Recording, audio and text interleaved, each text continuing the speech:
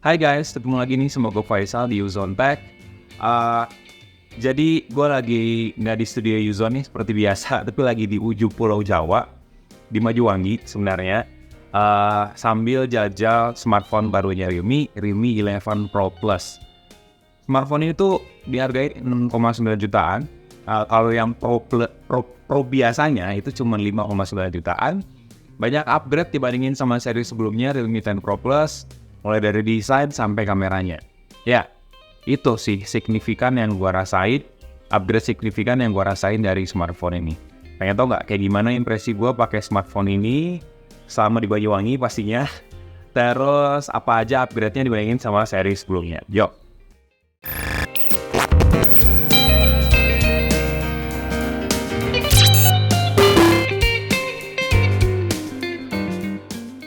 Secara desain, Realme sekarang udah nerapin desain yang monoton di seri-seri kelas menengahnya. Nggak lagi deh varian kamera yang cukup mirip di banyak seri. Sekarang Realme number series, khususnya Realme 11 Pro Plus ini dibikin beda sama seri sebelumnya. Nggak kayak Realme 10 Pro Plus. Sekarang kelihatan lebih mewah, lebih premium, lebih stand out, khususnya di bagian kameranya. Jadi sekarang kamera dari smartphone ini tuh melingkar, nggak kayak seri sebelumnya ya, cuma lingkaran dua gitu doang, kayak biasa banget gitu, mirip-mirip kayak Realme lainnya. Sekarang satu lingkaran gede di bagian tangan atas, yang menurut gua emang sih kalian ngira pasti mirip kayak Mate series, Mate 40, Mate 30 series dari Huawei, terus juga kayak mirip Xiaomi 12S Ultra atau Xiaomi 13 Ultra. Cuman ya ini kelas menengah gitu, ini dari Realme, ini khasnya Realme sih. Ini memang agak beda karena di ring di bagian dalamnya juga dibikin mewah, biar kelihatan smartphone ini tuh nggak cuma smartphone kelas menengah aja, tapi ya didesain secara premium, secara high end juga. Terus di sini bodinya terbuat dari vegan leather. Warnanya tuh ada dua, ada warna beige dan warna green. Unit yang gue pakai sendiri ini warna beige. Terus di bagian tangannya ada tekstur seperti jahitan, tapi dilapisin sama bodi kaca. Jadi ya kelihatan lebih mewah, premium aja gitu smartphone ini. Cuman sayangnya karena warnanya terang, unit yang gue pakai ini, satu masalahnya itu kalau nggak pakai casing, gampang banget kotor. Asli, ini smartphone ini gampang banget kotor. Kalau kalian lihat nanti, di beberapa sudutnya ini udah ada item-item gitu, kena tanah lah, kena noda-noda, dan susah dihilangin. Gue udah pakai kayu putih, udah pakai sanitizer, udah pakai alkohol, susah banget buat ngilanginnya. Tapi ya secara overall desainnya emang bagus banget. Smartphone ini kelihatan beda dibandingin sama bahkan smartphone lain di kerentak harganya. Jadi ya keren sih desainnya. Ngomongin sama bagian depannya emang mirip sih sama seri sebelumnya karena ya panelnya tetap AMOLED, tepian kiri kanan layarnya dibikin melengkung, ukurannya 6,7 inci, resolusinya Full HD+, terus juga udah ngedukung refresh rate 120 Hz, intensitas cahayanya itu 950 nits, jadi nyaman banget kalian pakai di terik matahari karena tetap kelihatan, cuman ada beberapa kekurangan. Dia juga udah ngedukung HDR10+, terus juga cakupan warnanya itu 10 bit colors alias 1 miliar warna. Secara visual bagus banget sih. Kalian bisa nonton YouTube di Full HD dan juga HDR-nya nyala. Kalian juga bisa nonton Netflix di Full HD juga.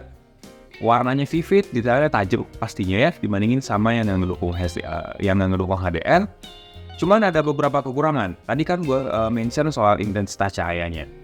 Kalau kalian pakai di sinar matahari yang cukup terik, itu masih kelihatan sebenarnya konten-konten di smartphone ini.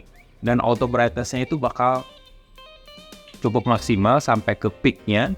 Jadi kelihatan jelas aja. Cuman sayangnya kalau misalnya kita lama-lama di outdoor dan di bawah sinar matahari yang cukup terik, ya setengah jam ke atas gitu ya, layarnya tiba-tiba bakal agak bermasalah. Bermasalahnya adalah layarnya jadi tiba-tiba redup, tiba-tiba terang lagi, redup, terang lagi, redup, terang lagi. Jadi nggak stabil auto brightness-nya. Entah itu masalah software gua nggak tahu atau mungkin masalah hardware. Cuman ini jadi masukan sih dari kita buat tim Realme untuk segera memperbaiki warna layar yang club clip ini ketika kita pakai smartphone ini tuh di intensitas cahaya yang tinggi dalam waktu yang cukup lama. Sistem operasi Realme 11 Pro Plus yang menurut gua patut buat diapresiasi. Realme UI 4.0 Android 13. Banyak banget fitur di sini. Khususnya adalah keamanan dan privasi pengguna, karena nggak cuma ngasih tahu aplikasi aja yang akses mikrofon ataupun kamera, tapi juga bisa ngasih tahu aplikasi yang seharusnya nggak ngakses kamera ataupun ngakses mikrofon, dia bakal disable permission itu secara otomatis. Jadi ya seenggaknya meminimalisir aplikasi-aplikasi yang memata-matai kita. Jadi gue sempat ngetes beberapa aplikasi yang harusnya nggak ngakses mikrofon atau nggak ngakses kamera, terus tiba-tiba di bagian atasnya ada notifikasi gitu, the system as disable permission apa bla bla bla untuk aplikasi ini. Jadi ya secara privasi sistemnya memang lebih kuat di Realme UI 4.0. Terus juga ada opsi personalisasi yang menurut gue personal banget, karena secara tampilan smartphone kita bisa menyesuaikan dengan selera kita sendiri. Misalnya kita nge-thread ornamen yang warna-warnanya keren, terus kita pakai color picker, jadi wallpapernya bakal di-create sendiri dari warna foto yang kita ambil. Terus tampilan ataupun warna dari icon atau sistem operasinya itu bakal disesuaikan sama wallpaper yang tadi udah dibikin. Jadi kalau misalnya warnanya merah dan hitam, ya color dari smartphone pun, dari UI smartphone pun sebagian besar ya warna hitam dan juga merah. Jadi ya cukup keren. Terus always on display-nya juga banyak banget tampilannya. Ada banyak fitur juga buat tingkatin performance, kayak RAM expansion sampai 12GB. Jadi RAM smartphone ini yang udah 12GB bisa di-upgrade lagi sampai 24GB. Ya, keren, Realme UI 4.0. Upgrade signifikan, spesifikasi dari Realme 11 Pro Plus adalah kameranya. Smartphone ini udah nggak lagi pakai kamera 108MP, tapi pakai kamera 200MP dengan sensor ISOCELL HP3 dari Samsung. Nggak main-main, tetap dilengkapi sama OIS alias Optical Image Stabilization. Jadi kalian yang suka ngambil video bakal lebih stabil. Apalagi resolusinya itu bisa sampai 4K di 30fps atau 1080p di 60fps.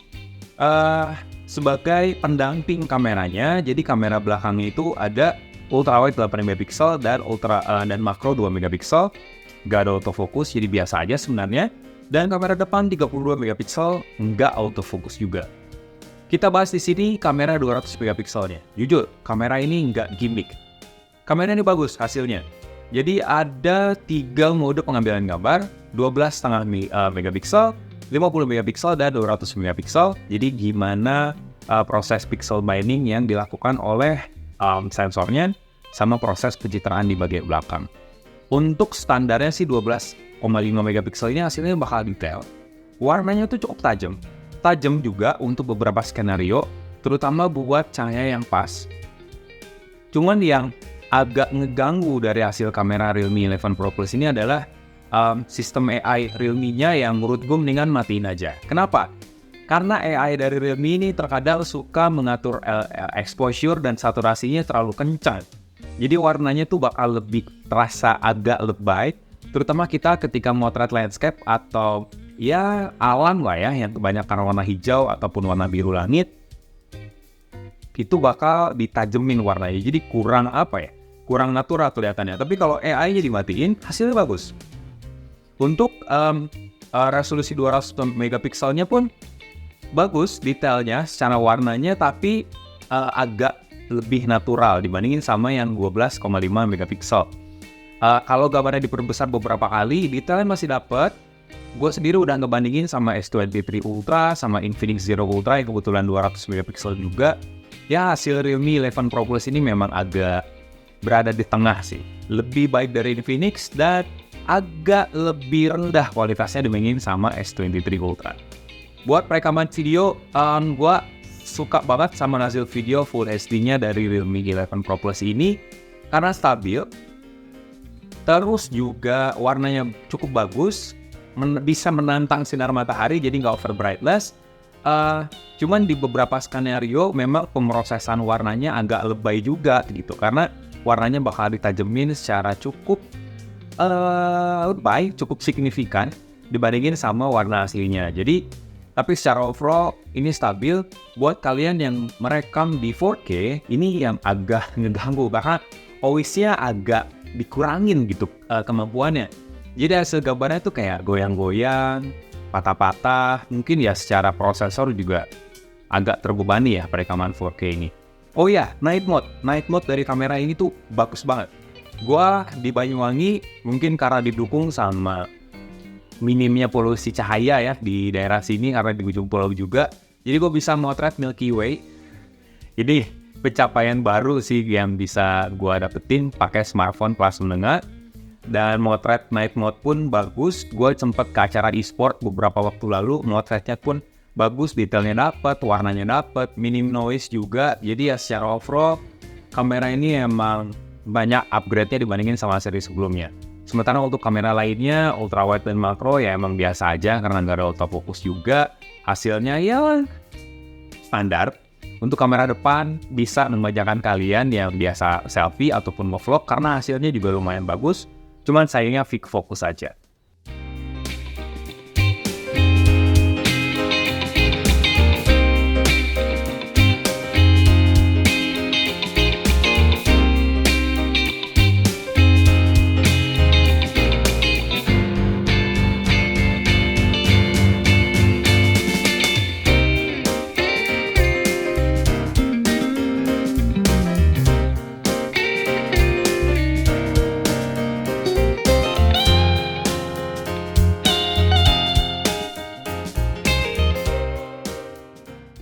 Ya, ini adalah hasil kamera depan dari Realme 11 Pro Plus.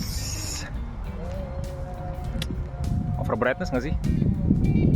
Dan nggak ada ACE, nggak ada OIS juga. Jadi ya hasilnya bakal kayak gini, nggak ada autofocus juga. Tapi ya secara warna lumayan sih.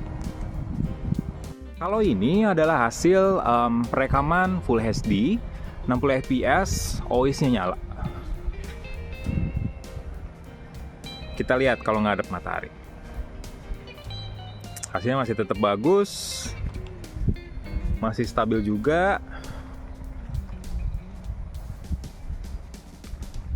Keren nggak sih? Oh, secara warna sih ini cakep ya.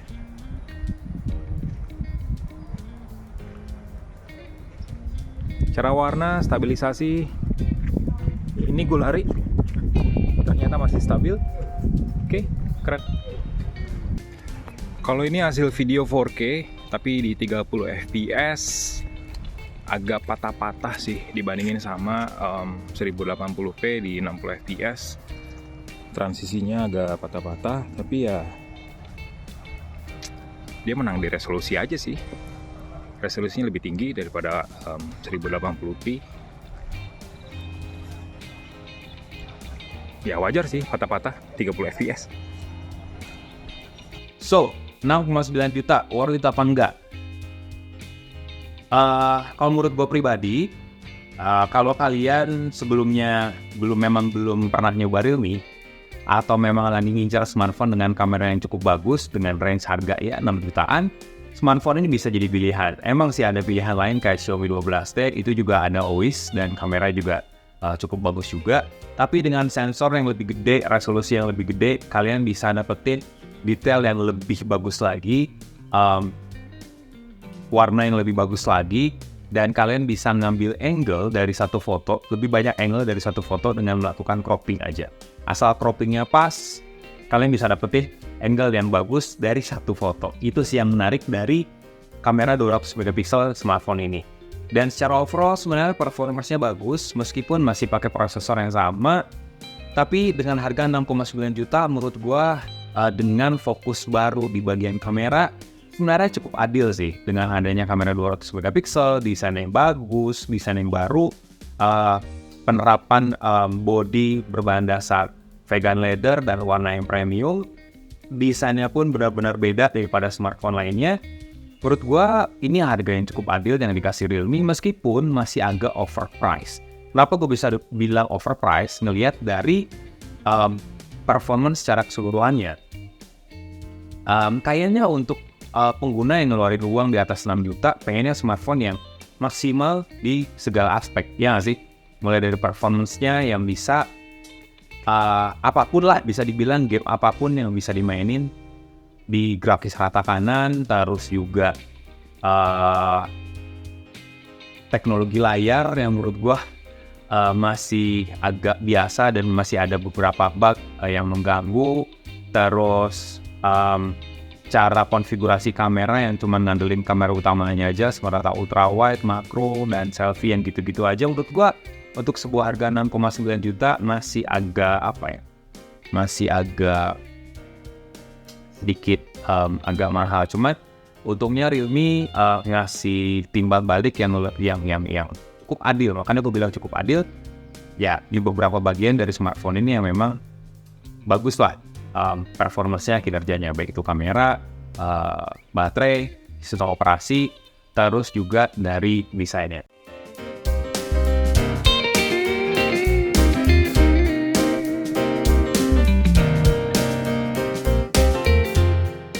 Itu aja sih impresi gue pakai smartphone ini, review lengkap gue dari Realme 11 Pro Plus ini. Like videonya, kasih komen, share juga, dan jangan lupa subscribe channel Yuzon Tech biar kalian tahu update gadget, review gadget yang ada di Indonesia. Bye!